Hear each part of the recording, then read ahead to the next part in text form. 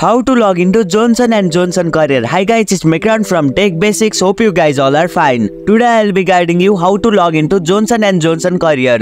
Login in Johnson & Johnson Career is quite easy. So without any delay, let's get started. Open your web browser. Launch your preferred web browser on your computer.